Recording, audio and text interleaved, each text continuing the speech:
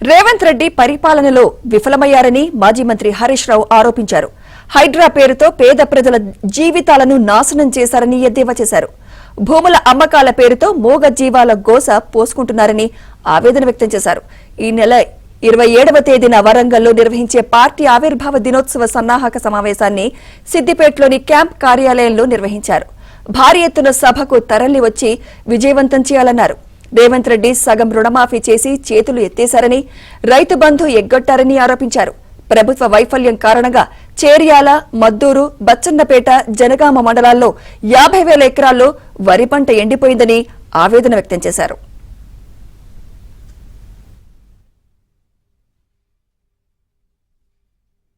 ఈ నెల 27వ తేదీన వరంగల్లో నిర్వహించే పార్టీ ఆవిర్భావ దినోత్సవ సన్నాహక సమావేశాన్ని సిద్దిపేటలోని క్యాంప్ కార్యాలయంలో నిర్వహించారు.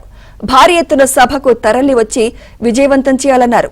రేవంత్ రెడ్డి సగం రుణమాఫీ చేసి చేతులు ఎత్తేశారని, రైతు బంధు ఎగ్గొట్టారని ఆరోపించారు. ప్రభుత్వ వైఫల్యం కారణంగా చేర్యాల, మద్దూరు, బచ్చన్నపేట, జనగామ మండలాల్లో 50,000 ఎకరాల్లో వరి పంట ఎండిపోయిందని ఆవేదన వ్యక్తం చేశారు.